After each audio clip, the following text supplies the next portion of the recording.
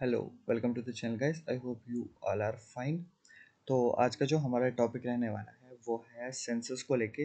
Demography और census आपके topic में एक इम्पॉर्टेंट जो है वो पॉइंट है।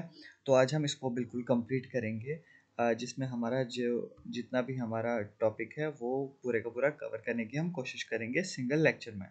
तो जैसे कि आपको पता है कि हर 10 साल के बाद सेंसस होता है, ठीक है। हर 10 साल के बाद एक सेंसस होता है।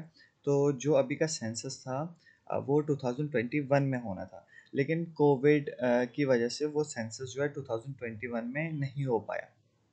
अब जब सेंसस 2021 में नहीं हुआ तो कब होना चाहिए था? 22 में, 23, 24 में होना चाहिए था। बट द थिंग इज नहीं हुआ। चलो उसके साथ हमें क्या करना, बट द थिंग इज अगर एग्जामिनर क्वेश्चन पूछेगा तो वो 2011 के जो सेंसस है वहाँ से अभी तक क्वेश्चन पूछे जा रहे हैं, ठीक है। होता ये था कि 2001 का सेंसस हुआ, उससे क्वेश्चन 2011 तक पहुँचे गए, फिर 2011 में हुआ, 21 में तक पूछेंगे, 21 में अब होना था तो लेकिन हुआ नहीं। तो हम क्या करेंगे, जो हमारा 2011 का सेंसस है हम उसी को पढ़ेंगे, क्योंकि एग्जामिनर जो भी क्वेश्चंस पूछता है वो वहीं से पूछता है, ठीक है।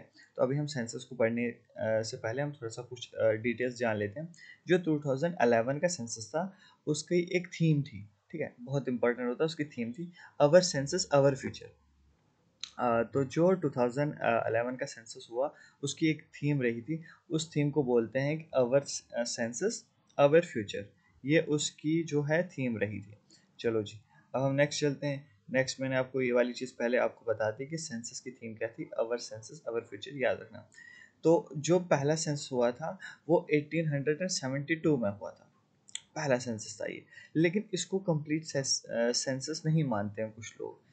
जो भी थियोलॉजिस्ट हैं वो बोलते हैं कि 1872 में जो सेंसस हुआ था वो कंप्लीट नहीं था, वो मिनिमम था। मिनिमम इन द सेंस, अगर हम एग्जांपल ले जम्मू कश्मीर की, तो जम्मू कश्मीर की मान लो सिटीज़ हैं, कुछ मेन सिटीज़ हैं। जम्मू है, उधमपुर है, कश्मीर सॉरी श्रीनगर है, बारामूला है। 4-5 जगहों पे ये सेंसस हुआ था। तो बाकी गाँव में क्या है, कौन सी जगह क्या है, बैकवर्ड एरियाज़ क्या हैं, ये सब चीज़ें उन्होंने इस सेंसस में छोड़ दी थी। इसलिए हम इसको इनकम्प्लीट सेंसस बोलते हैं। इसलिए हम इसको सेंसस नहीं मानते हैं। जो असल में सेंसस हुआ था वो 1881 में हुआ था, लॉर्ड रिपन के टाइम पे, ठीक है। तो 1881 में जो है सेंसस हुआ था, इसको first complete census of India बोलते हैं। इंडिया का पहला सेंसस कब हुआ था? 1881 में। कंप्लीट सेंसस जो हुआ था वो 1881 में हुआ था। और अभी तक जितने भी सेंसस हुए हैं, ओवरऑल जो है 2011 का जो सेंसस था वो 15th नंबर पे था। दोबारा से बोल रहा हूँ, जो अभी सेंसस हुआ है 2011 का लास्ट सेंसस था वो था 15th, अगर हम ओवरऑल बात करें 1881 से लेकर। लेकिन अगर आज़ादी के बाद 1947 के बाद की बात करें तो वो 7th नंबर का सेंसस था। ये एक इम्पॉर्टेंट क्वेश्चन बन जाता है, एग्जामिनर कभी कभी पूछ लेता है कि ओवरऑल कौन सा सेंसस था। जैसे कि वो पूछता है कि लोकसभा का कौन सा सेशन चल रहा है, या मतलब कौन सा टेनवर चल रहा है, प्रधानमंत्री जो है वो 15th है, 16th है, कौन सा लोकसभा इस टाइम पे चल रहा है। तो वैसे ही जो सेंसस है ये 15th सेंसस था ओवरऑल 1881 से लेकर। अगर हम आज़ादी के बाद की बात करें, इंडिपेंडेंस के बाद की बात करें, तो 7th ये सेंसस रहा है। मैंने आपको जैसे बोला, इसकी थीम बोल दी, और साथ में मैंने इसकी जो भी है कौन सा मतलब रैंक का ये सेंसस है वो मैंने आपको बता दिया। चलो जी, तो अगर आपको ये पीडीएफ चाहिए तो द एग्ज़ाम काउंसलर जो एप्लीकेशन है वहाँ से आपको ये पीडीएफ फ्री ऑफ कॉस्ट मिल जाएगी। बस आपको डिस्क्रिप्शन से लिंक मिल जाएगा टेलीग्राम का, वहाँ ज्वाइन करके आप ये पीडीएफ वहाँ से फ्री ऑफ कॉस्ट ले सकते हो। और द एग्ज़ाम काउंसलर का एप्लीकेशन भी लॉन्च हो चुका है, उसकी जो लिंक है वो भी जो है डिस्क्रिप्शन में आपको मिल जाएगी।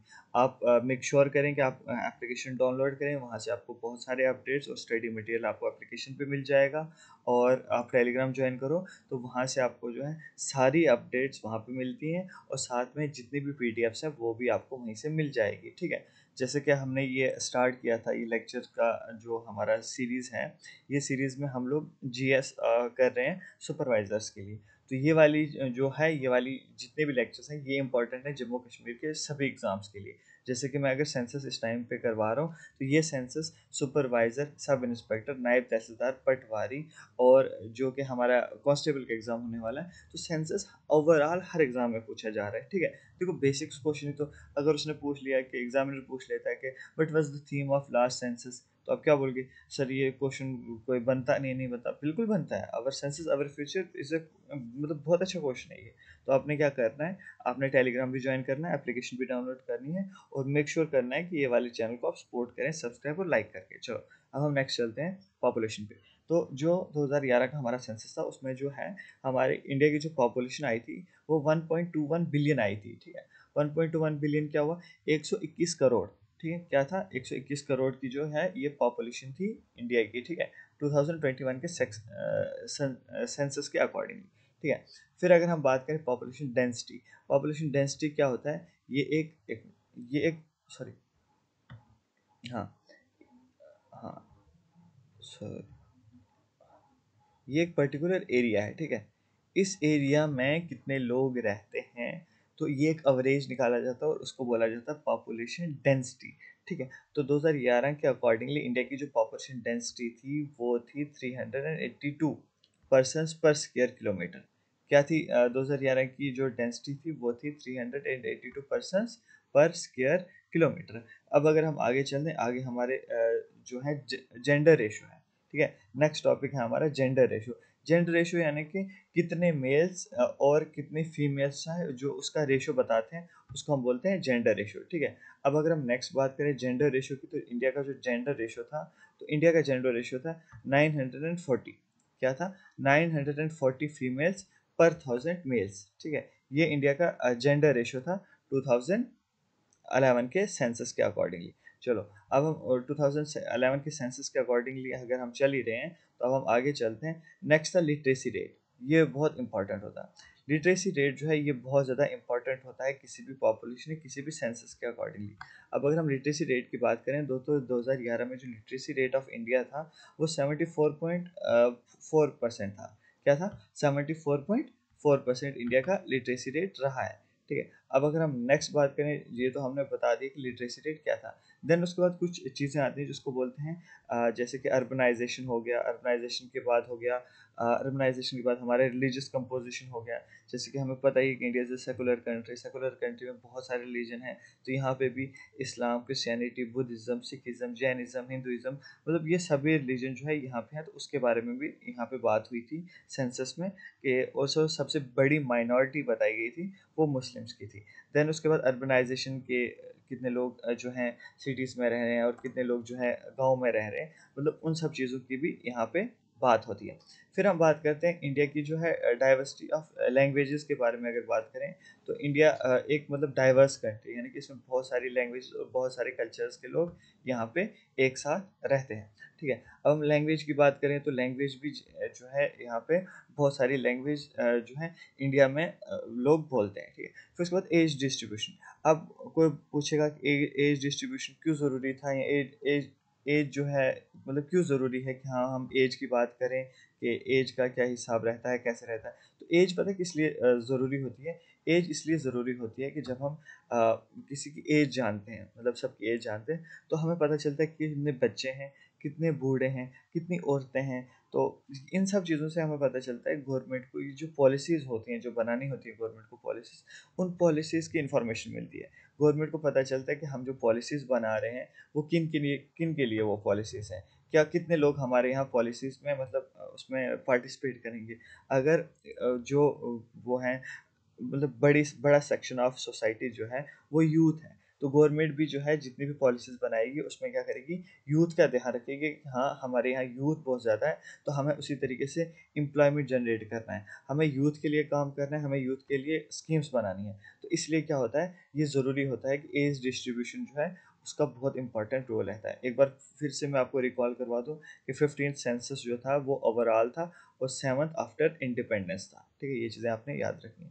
नेक्स्ट हम चलते हैं, अगर हम पॉपुलेशन पे चलें, तो पॉपुलेशन जैसे मैंने आपको बोला कि अब हम बात चलते हैं जम्मू कश्मीर की, ठीक है। ये मैंने आपको इंडिया के बारे में थोड़ा सा बता दिया, अब इंडिया को हम और एक्सप्लेन करेंगे, बट जम्मू कश्मीर को भी थोड़ा सा देखना ज़रूरी है।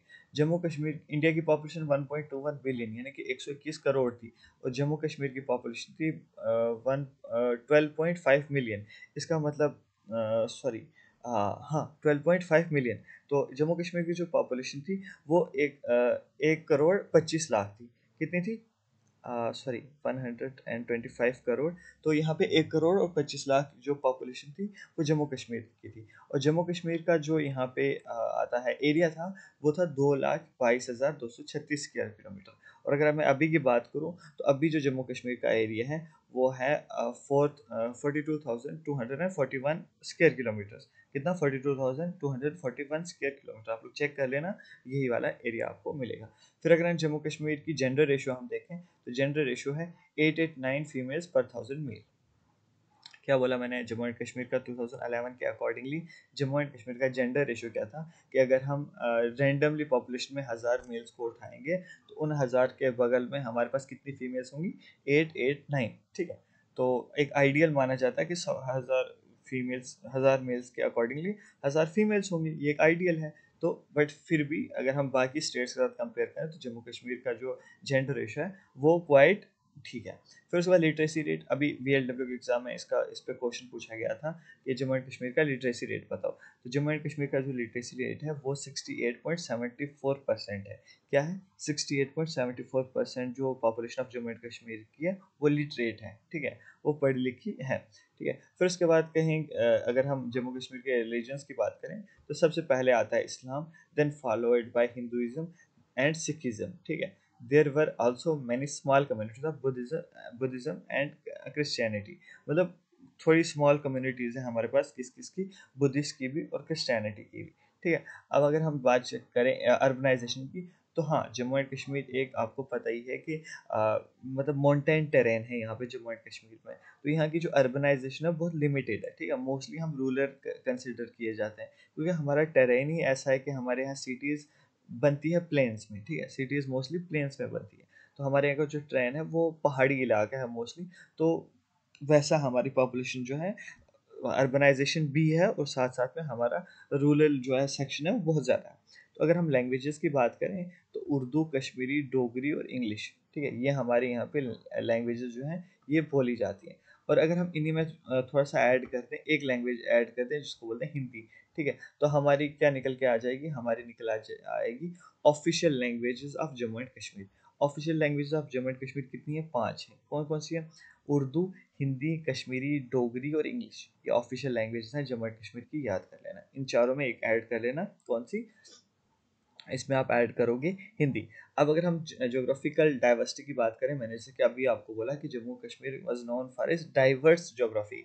जम्मू एंड कश्मीर की डाइवर्स ज्योग्राफी है। कैसे? माउंटेन रेंज हैं, लश वैलीज हैं। वैलीज क्या होती है? दो माउंटेन के बीच में जगह। और प्लेट्यूज है हमारे यहाँ। तो इस हमारी जो जे है इसका जो ज्योग्राफिकल डाइवर्सिटी है बहुत वास्ट है। ठीक है, फिर उसके बाद अगर हम चलेंगे पॉलिटिकल सिचुएशन की, जैसे कि आपको पता ही है कि आर्टिकल 370 के बाद जम्मू एंड कश्मीर में इलेक्शंस नहीं हुए हैं। तो वहाँ पे अभी प्रेसिडेंट रूल कर रहे हैं। प्रेसिडेंट का जो भेजा हुआ कौन होता है उसको बोलते हैं लेफ्टिनेंट गवर्नर। ठीक है, जो कि है अभी मनोज सिन्हा। ठीक है, तो फिर उसके बाद अगर हम टूरिज्म की बात करेंगे तो जम्मू एंड कश्मीर की बहुत बड़ी पॉपुलेशन जो है वो टूरिज्म पे हमारी जो है इकोनॉमी वो रहती है। ठीक है, दोबारा से मैंने आपको कहा अवर सेंसस अवर फ्यूचर थीम थी 2011 के सेंसस के अकॉर्डिंगली।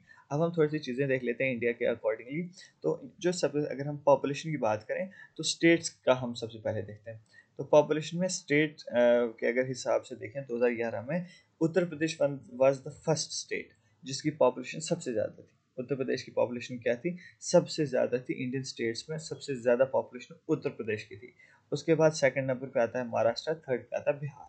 ठीक है, ये 3 स्टेट्स थी कि जिनकी पॉपुलेशन सबसे ज़्यादा थी। फर्स्ट नंबर पे उत्तर प्रदेश, दूसरे पे महाराष्ट्र, तीसरे पे बिहार। अगर हम स्टेट के बारे में बात करें और सबसे कम पॉपुलेशन किसकी थी तो सिक्किम की पॉपुलेशन सबसे कम थी। ठीक है, यहाँ पे मैं आपको एक और चीज़ बताता हूँ, तो वो है राजस्थान। राजस्थान जो है सबसे बड़ी स्टेट है एरिया वाइज। उत्तर प्रदेश सबसे बड़ी स्टेट है पॉपुलेशन वाइज। सिक्किम सबसे छोटी स्टेट है जिसमें सबसे कम पॉपुलेशन है। और गोवा सबसे छोटी स्टेट है अगर हम एरिया वाइज देखें। एरिया वाइज राजस्थान और गोवा, और पॉपुलेशन वाइज उत्तर प्रदेश और सिक्किम। याद रखना। फिर उसके बाद अगर हम यूटी वाइज देखें तो दिल्ली की पॉपुलेशन यूनियन टेरिटरी में सबसे ज़्यादा है। ठीक है, दिल्ली की पॉपुलेशन यूनियन टेरिटरी में सबसे ज़्यादा है 2011 के सेंसस के अकॉर्डिंगली। ठीक है, अब जम्मू कश्मीर भी एक यूनियन टेरिटरी है लेकिन इसको हम यहाँ पे इसलिए नहीं पढ़ रहे एज ए यूनियन टेरिटरी क्योंकि 2011 में वो एक स्टेट थी। चलो, अब अगर हम बात करें लक्षद्वीप, लक्षद्वीप की सबसे कम पॉपुलेशन है सबसे ज़्यादा पॉपुलेशन किसकी है? दिल्ली की। सबसे कम पॉपुलेशन किसकी है? लक्षद्वीप की। चलो अब अगर हम बात करें डेंसिटी की, डेंसिटी को समझाने के लिए मैंने आपके लिए यहाँ पे एक मैप बनाया है कि डेंसिटी होती क्या है। ठीक है, आप एक काम करना, यहाँ से अगर हम 1 किलोमीटर इधर जाएं, ठीक है, 1 किलोमीटर इधर गए, फिर 1 किलोमीटर नीचे आए, फिर 1 किलोमीटर इधर चले गए, फिर 1 किलोमीटर इधर चले गए, तो ये जो हुआ ना, ये वाला एरिया, इसी एरिया को बोला जाता है 1 स्क्वायर किलोमीटर। ठीक है, जब भी हम किसी कंट्री के एरिया की बात करते हैं उसे स्क्वायर किलोमीटर में नापा जाता है। जैसे मैंने अभी बोला आपको, जम्मू कश्मीर का एरिया पता कितना है? 42,241 स्क्वायर किलोमीटर। तो मैंने स्क्वायर किलोमीटर क्यों बोला? कि आप 42,000 इधर चले जाओगे, फिर इधर आओगे, फिर इधर आओगे, फिर इधर आओगे, तो बीच में जो भी एरिया बनेगा उतने में, तो वो होगा जम्मू एंड कश्मीर का ऑफिशियल एरिया। तो ऐसे आपको पता चल गया कि स्क्वायर किलोमीटर किसको बोलते हैं। चलो अब अगर हम डेंसिटी की बात करें तो बिहार में सबसे ज़्यादा लोग रहते हैं, ये मतलब इतना एरिया हम लेते हैं हर जगह का। बिहार का अगर हमने 1 स्क्वायर किलोमीटर लिया तो वहाँ 1106 लोग रहते हैं इतने एरिया में। कितने लोग रहते हैं? मतलब बहुत ज़्यादा, मतलब ऐसे ऐसे लोग रहते हैं, ऐसे ऐसे कुछ कुछ। क्यों? क्योंकि वहाँ पे देखो बहुत पॉपुलेशन ज़्यादा है, तो इसके अकॉर्डिंगली वहाँ के लोग जो हैं साथ साथ में मतलब मिले हुए रहते हैं, क्योंकि वहाँ जगह ही नहीं है, ज़मीन ही नहीं है। तो इतने जो है 1 स्क्वायर किलोमीटर के अंडर कितने लोग रहते हैं? 1106। और दूसरे नंबर पे आता है वेस्ट बंगाल। वेस्ट बंगाल में इतने ही एरिया में कितने लोग रहते हैं? कितने लोग रहते हैं? 1028, यानी कि 1028 लोग रहते हैं इतने एरिया में। ठीक है, वहीं अगर हम स्टेट्स की बात करें सबसे कम, तो अरुणाचल प्रदेश एक ऐसी स्टेट है जहाँ इतने ही एरिया में, जहाँ बिहार में 1106 लोग रहते हैं, वहाँ सिर्फ 17 लोग रहते हैं। कितने? 17 लोग। आप पूछोगे कि क्यों? क्योंकि वो इनहेबिटेबल है, मतलब ऐसे दूर दराज, ऐसे फॉर फ्लैंग एरियाज हैं जहाँ पे जो है इंसान का सर्वाइव करना थोड़ा डिफिकल्ट हो जाता है। वहाँ बेसिक एम्यूनिटीज़ ही नहीं। आपको पता है Arunachal Pradesh one of the मतलब फार मोस्ट स्टेट है नॉर्दर्न ईस्टर्न साइड की। ये बहुत दूर है, ठीक है, रोड कनेक्टिविटी नहीं है, अच्छा बेसिक फैसिलिटी नहीं है, इलेक्ट्रिसिटी नहीं है, तो मतलब लोग बहुत कम रहते हैं। और अरुणाचल प्रदेश एक पहाड़ी इलाका है, तो वहाँ पे लोग प्रेफर करना बहुत कम करते हैं कि वहाँ पे हम रहें। ठीक है, दूसरे नंबर पे आता है मिजोरम। मिजोरम भी एक नॉर्दर्न ईस्टर्न स्टेट है। वहाँ की पॉपुलेशन भी, अगर हम डेंसिटी देखें तो इतने एरिया में कितने लोग रह रहे हैं? 52 लोग रह रहे हैं। अब आते हैं अगर यूनियन टेरिटरी की, तो सबसे ज़्यादा है दिल्ली। दिल्ली में 11,320 लोग रहते हैं कितने एरिया में? इतने एरिया में। अंडरस्टैंड कर रहे हो कि किस हद तक डेंसिटी बढ़ी है दिल्ली में, कितने लोग रहते हैं, कितना कंजस्टेड एरिया है। देखो, जहाँ बिहार में 1106 लोग रहते हैं इतने एरिया में, वहीं वेस्ट बंगाल में 1028 रहते हैं। और अगर कम से कम की बात की जाए तो Arunachal Pradesh is the only state जिसकी डेंसिटी सबसे कम है, क्योंकि इतने एरिया में सिर्फ 17 लोग रहते हैं, और मिजोरम में 52। अगर हम दिल्ली की बात करें तो 11,320 लोग रहते हैं इतने से एरिया में। अंडमान एंड निकोबार की बात करो, जिसमें सबसे अगर हम यूनियन टेरिटरी की इस टाइम बात करें, यूनियन टेरिटरी में दिल्ली जो है सबसे टॉप पे है। और सबसे कम अगर देखा जाए तो अंडमान एंड निकोबार है, जिसमें जिस आइलैंड में कितने लोग रहते हैं? 46 लोग रहते हैं 1 स्क्वायर किलोमीटर में। चलो हमने डेंसिटी पढ़ ली, अब हम चलते हैं जस्ट अ सेकेंड, अब हम चलते हैं किस पे? अब हम चलते हैं जेंडर रेशो पे। ठीक है, अब हम अगर जस्ट अ सेकेंड, हाँ, अब हम चलते हैं जेंडर रेशियो पे। तो जेंडर रेशियो की अगर हम बात करें तो जेंडर रेशियो में क्या है कि पर 1000 मेल कितनी फीमेल्स आती हैं। ठीक है, सबसे हाईएस्ट अगर हम देखा जाए, सबसे अच्छा जेंडर रेट जो है वो केरला ने मेंटेन कर रखा है। केरला ने क्यों मेंटेन रखा है? तो केरला का जो है जेंडर रेशियो है वो सबसे हाईएस्ट है, क्योंकि वहाँ 1000 मेल के साथ 1084 फीमेल्स हैं। मतलब अगर हम रैंडमली पॉपुलेशन को हम देखा जाए, तो अगर हम 1000 मेल्स लेते हैं, उन्हीं 1000 के बगल में 1084 1084 जो है फीमेल्स वहाँ पे हैं। अगर हम कम से कम मतलब लीस्ट लिटरेसी रेट, सबसे बुरा लिटरेसी सॉरी जेंडर रेशो हम देखें तो हरियाणा का है। वहाँ पे फीमेल जो पॉपुलेशन है बहुत कम है अकॉर्डिंग टू मेल्स, क्योंकि अगर हम 1000 मेल्स लेते हैं तो 879 ही फीमेल्स वहाँ पे स्टैंड कर पाएंगी। ठीक है, तो ये जेंडर रेशो होता है। और अगर हम यूटी के जेंडर रेशो की बात करें तो Puducherry is the union territory जिसका जो जेंडर रेशो है, जिसका तो मेल फीमेल जो वहाँ पे जेंडर रेशो है वो अच्छा है। ठीक है, 1037 वहाँ का जेंडर रेशो है। और दमन एंड दीव की बात करें तो यहाँ पे कम, यहाँ पे लोवेस्ट है as far as union territory is concern, 618 है यहाँ पे। और जम्मू कश्मीर की बात करो तो 889। देखो उतना अच्छा भी नहीं है। देखो यहाँ पे 879 तो इसका है, किसका, हरियाणा का जो लीस्ट है, उससे 10 बंदे और जोड़ लो, जम्मू कश्मीर का 889 आ गया। अब अगर हम बात करें इंपॉर्टेंट एस्पेक्ट की, जो है लिटरेसी रेट। लिटरेसी रेट किसी कंट्री का बताता है कि उसकी ओवरऑल डेवलपमेंट ग्रोथ क्या है, ठीक है। अगर हम स्टेट्स की बात करें तो Kerala one of the toppest country, one of the best country है लिटरेसी के मामले में, क्योंकि यहाँ का लिटरेसी रेट है 94%।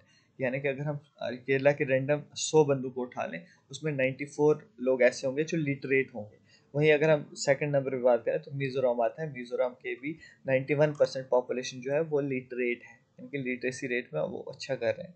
अगर हम सबसे लीस्ट लिटरेसी रेट की बात करें तो बिहार, बिहार की जो लिटरेसी रेट बहुत ख़राब है, क्योंकि वहाँ अगर आप 100 लोगों को उठाओगे तो 100 में से 61 लोग ही लिटरेट मिलेंगे और 39 लोग जो हैं वो इलिटरेट मिलेंगे।